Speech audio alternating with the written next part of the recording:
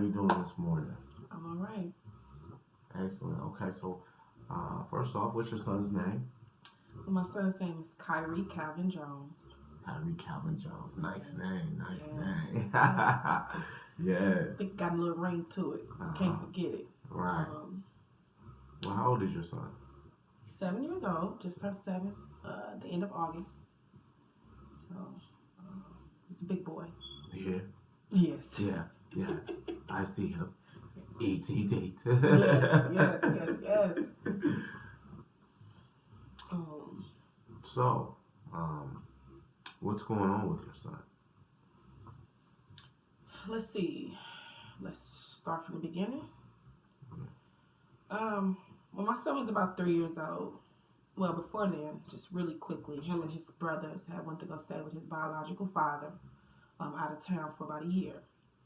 When he had came back, which is right before his 3rd birthday, he came back home, and I had noticed that something was off.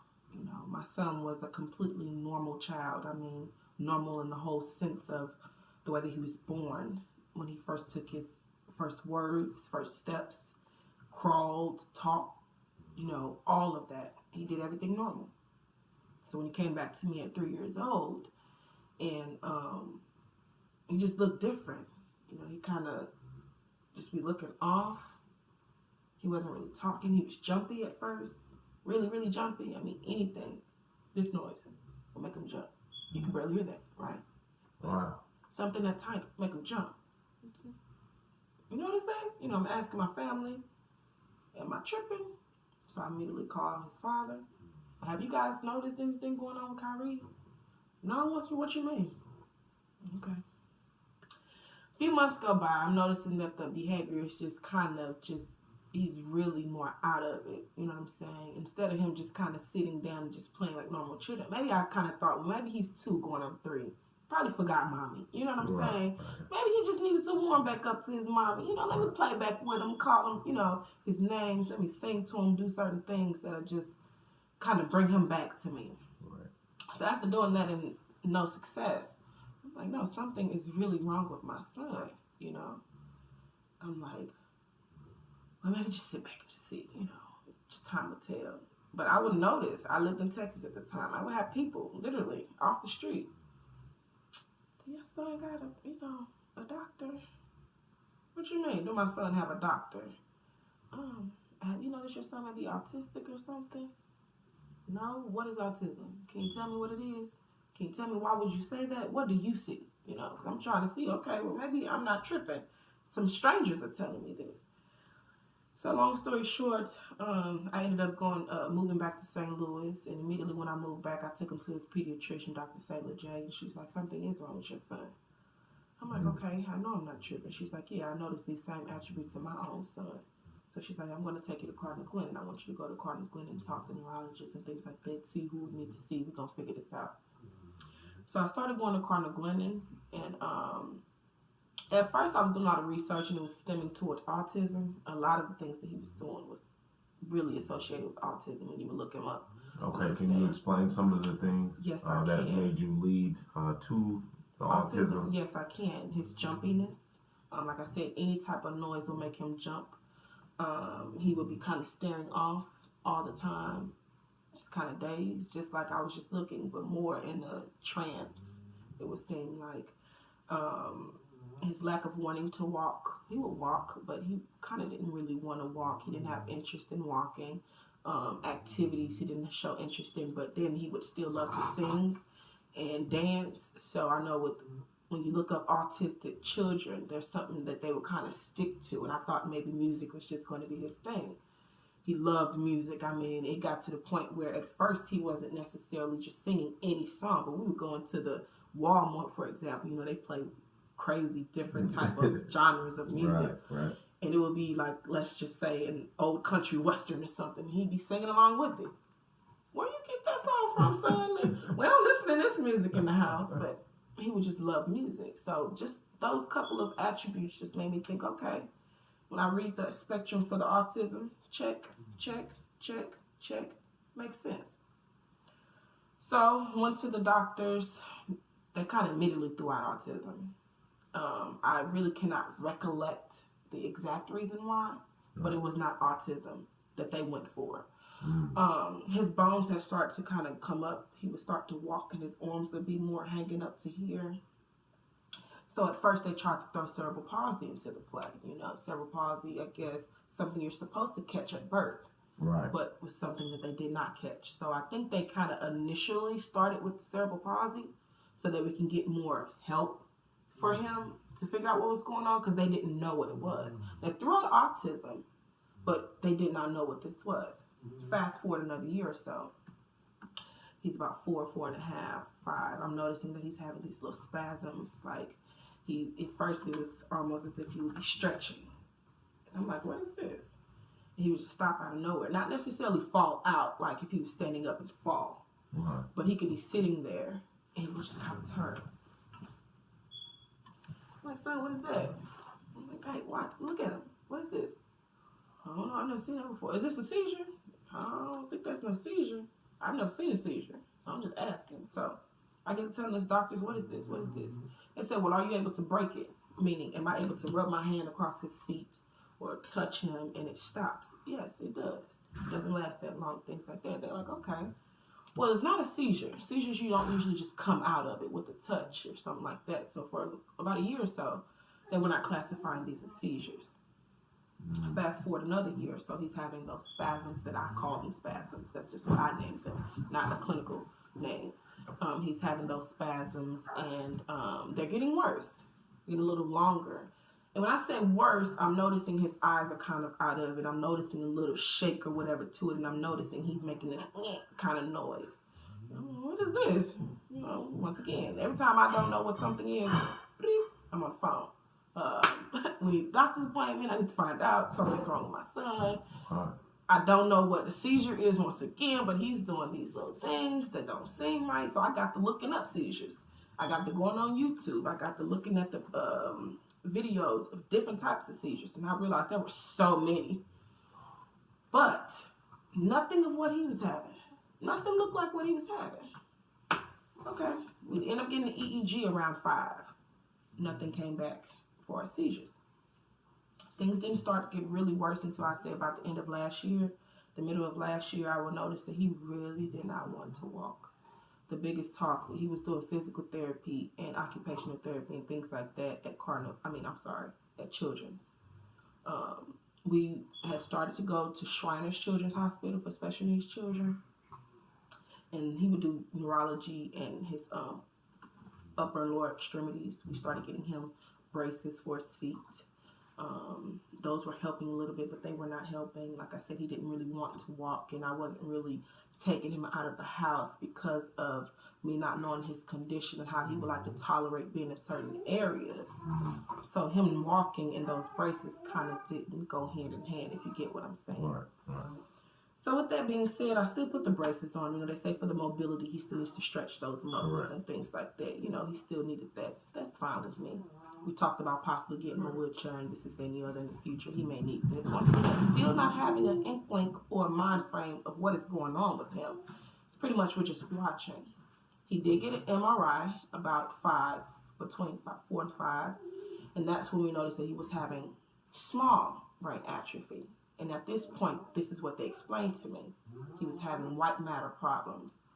And at the time, I'm like, okay, I didn't really ask questions like I was supposed to, meaning I didn't ask them to break down what white matter was.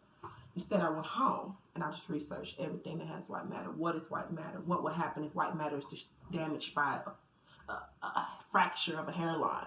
What happens if, you know what I'm saying, if the magnitude of it. You know what, can you explain white matter? Yes, I can, from my knowledge. Yeah. My knowledge of white matter. What you researched so far, what is white matter? Well, there's white matter and gray matter, and I believe the white matter is what they call myelin, M-Y-E-L-I-N, and that is the part of our brain that basically sends those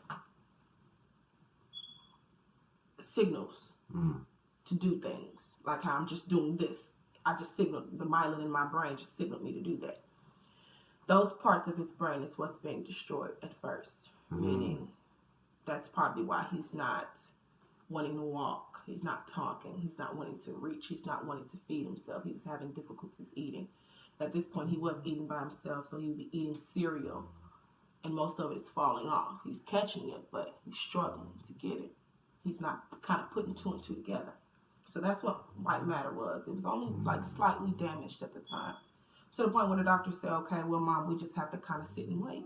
You know, we don't know what this is. We're taking genetic testing. We started the genetic testing at that time. At this point, I think they were only trying for like 10,000 different genetic 10,000 different white matters diseases that there were, spectrum. And we're going to take it from there, Mom. We kind of had to wait, get some physical therapy, get some occupational therapy, speech therapy. Give it some time. We'll see you in 6 months. Okay. Like I said, up until last year,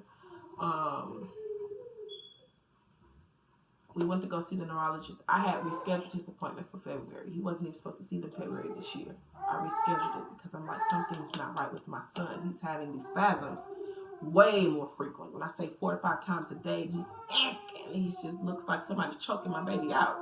I'm like, hold up, wait, no, I can't wait no 6 months for this again. I need someone to see him. So we rescheduled it. Thank God they happened to call me. We got something for February. We brought him in. He went to get his MRI. And at that point, that's when we learned that basically his the cortex of his brain was almost gone.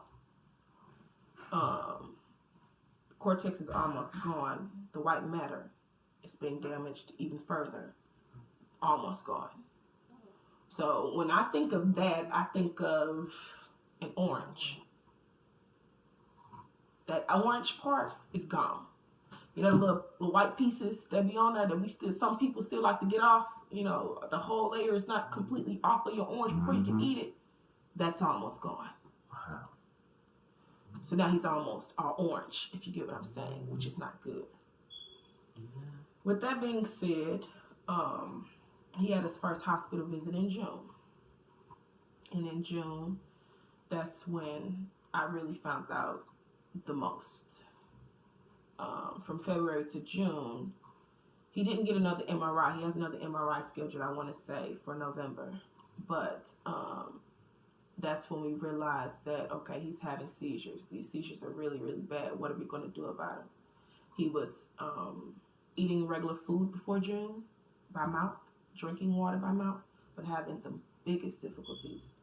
He could not swallow, really. I would notice, you know, that we would feed him, give him one bite, let's say a chicken nugget. Turn around, you know, maybe 5 minutes. Oh, it's about time we get another bite. We tripping. He still got food in his mouth. Really? KY'Ree, let me look. Go in there. It's the whole chicken nugget. You gnawing at it, son? Or you sucking on it? You know, chewing on it? Is it? You got teeth. Right. Excuse me. So why is it so difficult? We'll come to find out he's just having a hard time swallowing. Everything that he's swallowing, it's potentially going to his lungs. He would be choking really bad. We didn't understand at the time. But he's basically not supposed to be eating by mouth anymore. He's losing his throat muscles, his functioning of his throat. Wow. I'm noticing also around that time he's drooling a lot more. I mean, he could not keep the drool inside of his mouth at all. He's just all over the place. So once again, we're going back to June. The doctors are telling me, okay, Mom, well, we're going to put you on this medicine. He started off with the KY'Ree, which is the levetiracetam. They started him off on that, and they started him off on zonisamide. He was on the high dose of that. He started off on that KY'Ree, I think it's 8.5, and he started on the zonisamide at 10 milliliters. Now, he's on KY'Ree, zonisamide, gabapentin, glucoso.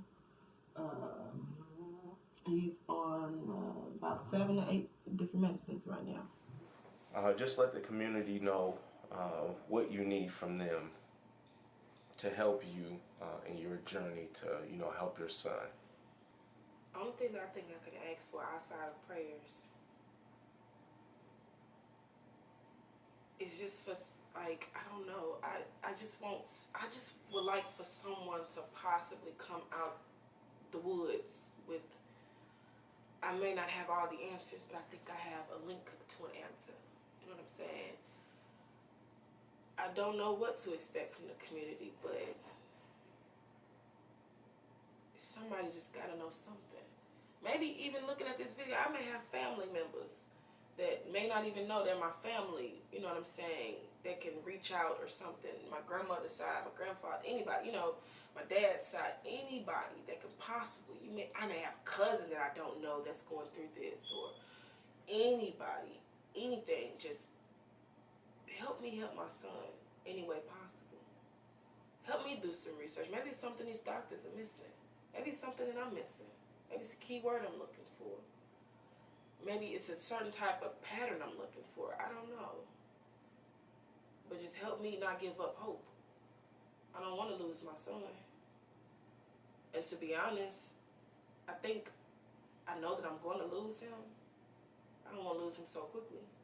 I don't want to lose him without a fight. Physically, mentally, emotionally, however. And I would like everybody to fight with me. Because this is a rare, very rare disease. He shouldn't be going through this alone. And somebody, I keep saying, I feel like maybe somebody has to know something. You know, my brain is racked every single day. I have a headache at this exact moment. I stop myself from crying every second of the day because all I want is just for somebody to help him. Outside of people just telling me to just watch him. I'm watching him. You know what I'm saying? I'm seeing this. I don't want to see this. Ain't nothing getting better. All these medications he could be on, he still had the seizures. All these meds, they still don't know nothing. They still can't tell me where did this start from and what to expect. They can't even tell me if I will come in here and see my son in his bed sleep without waking up. They can't tell me nothing. I have to take it day by day, second by second, hour by hour. I just want some type of help. Maybe somebody knows something. I don't even honestly know what to expect from the community. And if not, maybe some mothers out here that can show some support for us. They may be dealing with children in similar circumstances. I don't want to go through this alone. And that's why we're here, because we didn't want you to go through it alone. That's one of the reasons why we started Real STL News, is to, again, give voice so people can bring the things into their lives that will help them appreciate life and also spread that energy to help others. Yes. When we first started talking to you, it was kind of a hiccup because we get a lot of stories like this. I can believe it. And when we go research these stories, they don't end up being real STL news. And, you know, and with that being said, really quick, yeah. I don't mean to cut you off. I apologize, you know, but just coming from a mother that's just been dealing with something, I just wanted y'all to get her. Oh, man. You know what I'm saying? Yeah. Forget all that. I'm from St. Louis. Let me show me state. I'm going to show you. Yes, ma'am. Let me show you what I'm dealing with. You know Absolutely. what I'm saying? So I apologize, but now you understand. It was an urgency that I could not explain. I may not even been putting in the right words. I may not even came off of it the right way, but y'all here, God knew what he was doing. Exactly. I don't think he make no mistakes, regardless of how I feel in the situation. He don't make no mistakes. So yes, no apology needed. The good thing about social media, you hear from Cam's voice all the time. You don't really get to see him or talk to him, but he always says, you know, the most important things can't be explained through text messages or emails or inboxes. You got to pick up the phone. You got to call. So we're hoping this visual today will give you the opportunity to pick up the phone and call somebody who knows something that can help Miss Tina help her son, KY'Ree. Yes, my Facebook is open to the public. It's not private. Senoj Numi J, that's SENOJ, Numi, one word, J. I've had the same Facebook for years. You can reach me on it if you have anything, if you know anybody, You know, anything, like, just anything. Even if words of encouragement. Sometimes I don't know how I'll make it through the day. Right. You know, and that's just me being real. Whether, you know, I know people, you have other children, you got to be strong. Tell me what you going to do if your 7-year-old is dying in front of you. What would you do? What decisions would you be faced with? How would you handle it? Nobody can really say that. They can say it a million ways, different ways of what they would like to do or think they would do. But you don't know until you're in the situation. I don't want to see no more death. I don't want to see my son go. But if I have to, help me get through it.